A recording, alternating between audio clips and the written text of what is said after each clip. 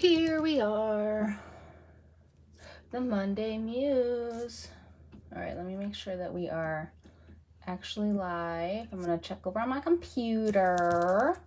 Haven't even pulled out some pastels yet, but that's okay because today is a easy kind of learning tip day. So I have a scrap piece of paper here.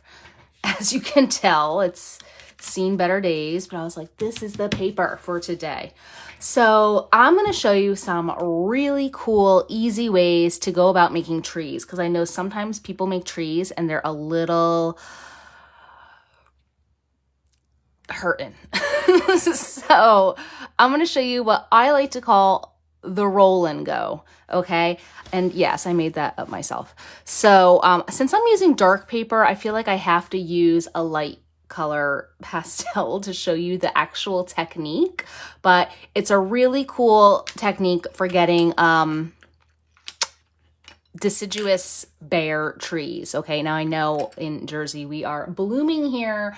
The helicopters are flying all over the place, you know, little things from the trees.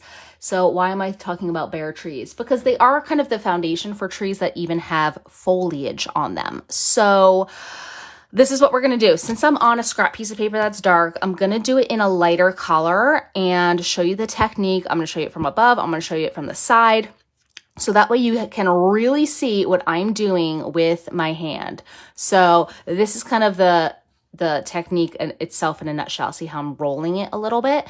So this is very important. Now I'm going to be using a new pastel. It's a harder pastel. You can use Cretacolor. You can use Richardson has square sticks. Anything that's square, it will work with a round one, but I'm going to show you both. So you might find one better than the other. And hey, you know what? It's about the tree. The tree's going to tell you what to do. And I also have some pencils here too that I'm going to show. This is just a charcoal pencil. I don't even have my pastel pencils out right now, but it doesn't matter because it's like the same thing. So let's start off first by talking a little bit about the anatomy of the square, harder pastel. So I go a little bit into this, well, I go a lot into this in my pastel techniques course over on createandinspire.art.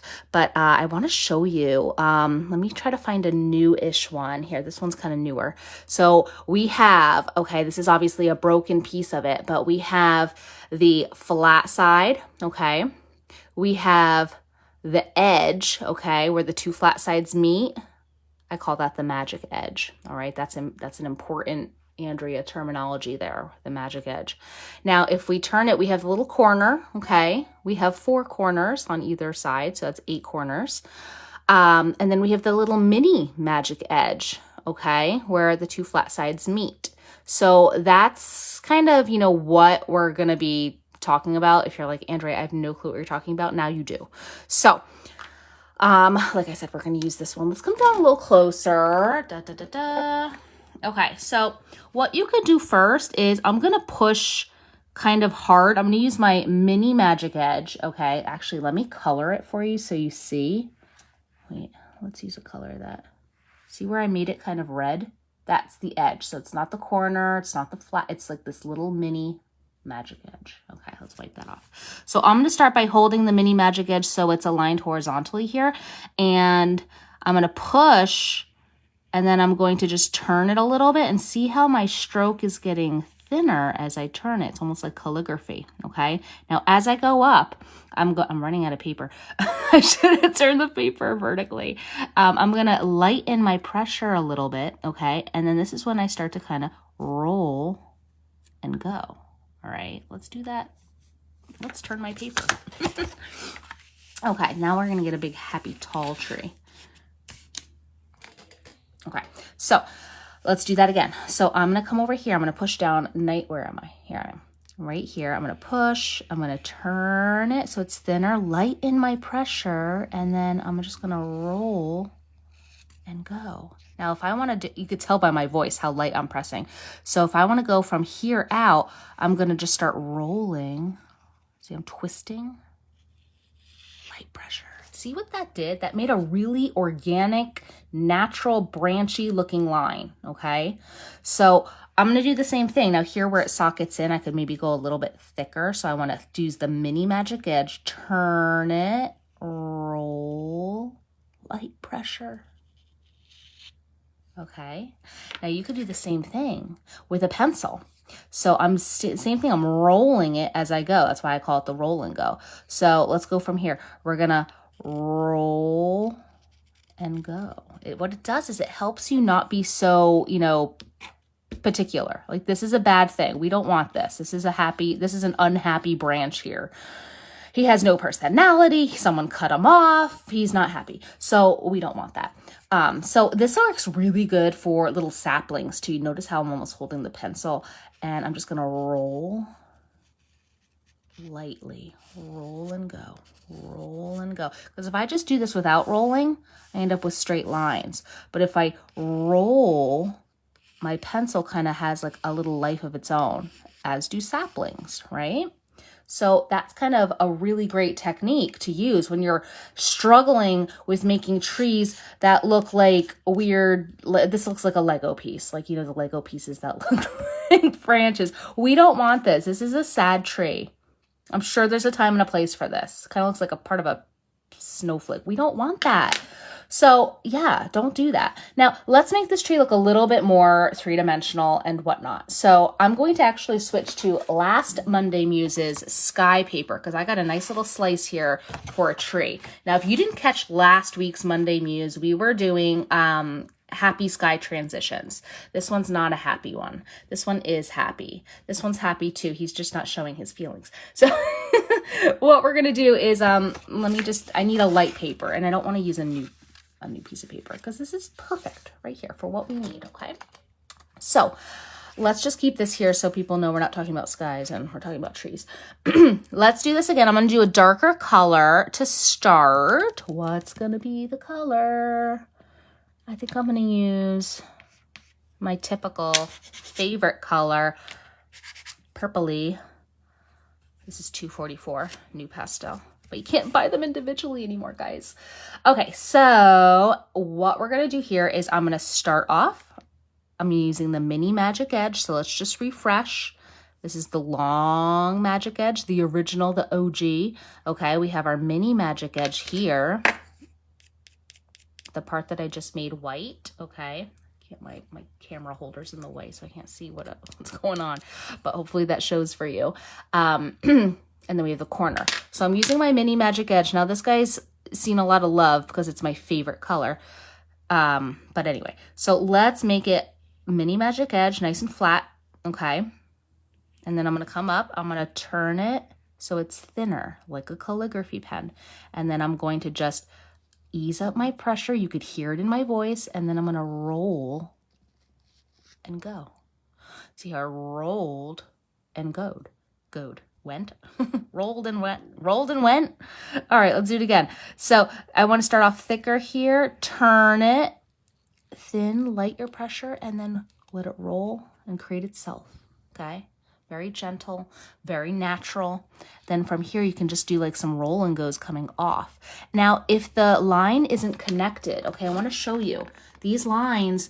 Like we know this line right here, it's not defying gravity. We know it's attached to the tree. Do we need to always attach it? No.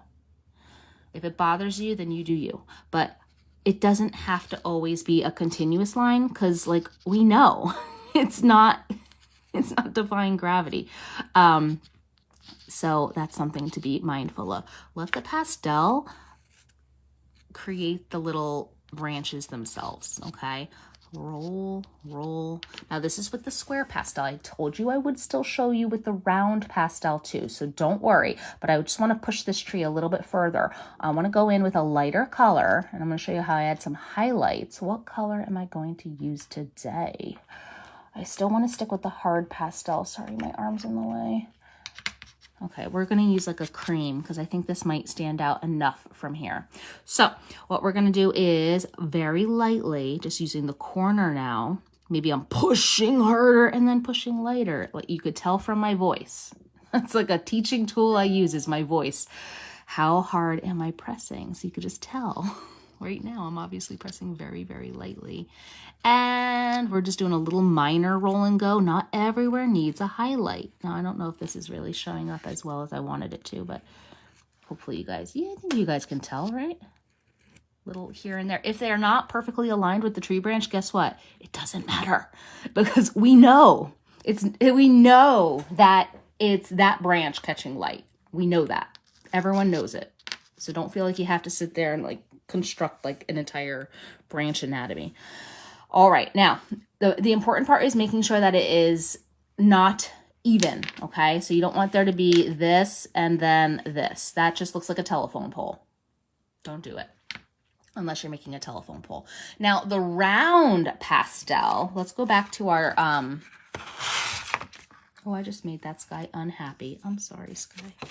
I'm sorry, Sky. Let's use a round one because I want to show you the round roll and go. Oh, look at this big guy. He's new.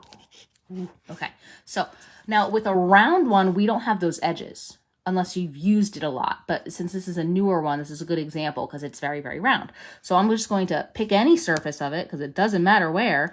And I'm just going to push up and then ease up on my pressure. And then now I'm doing the roll and go here. Now, since it's round, it obviously rolls better. I always think of like the graphic of cavemen using a square wheel versus a round wheel. This is a square wheel where you get a very organic, like, kind of path, and then here you get a little bit more of a regular path. So here I tend to hold it a little further back if I have the length of the pastel available, and I kind of just like almost work my whole hand like I'm rolling, but I'm also moving a little bit of my wrist, so that way I get a little bit more turn and irregularities to my branches.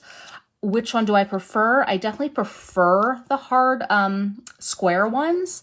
But, I mean, this tree's coming out really nice. Look at them go. Let's make some. Now I'm using a hard square one on top. Oh, that one looks like a worm. It's okay. You could always go back in and deworm it with the harder color. I could always go in with the dark instead. I mean, this is a pretty light color, so maybe he's like thicker at the bottom.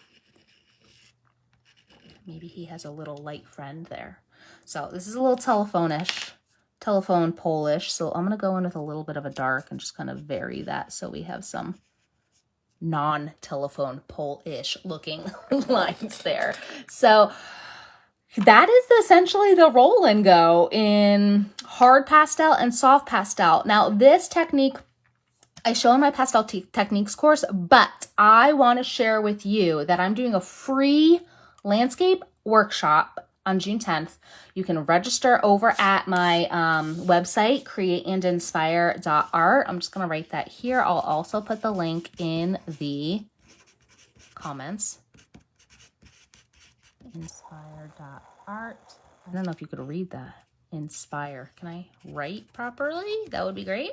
So if you go to createandinspire.art, you will find a link. I have it right on the main page. Free pastel. It will be in pastel, but it can really pertain to all media because I talk a lot about, I do the roll and go and whatnot, but I can definitely achieve that same technique with paint as well. It's the same thing. You're just rolling the paintbrush versus the pastel. But I'm excited to be able to share that. There are some VIP upgrades, so if you want to really take advantage of it, check that out. All the information is here, and I would love to see you on board.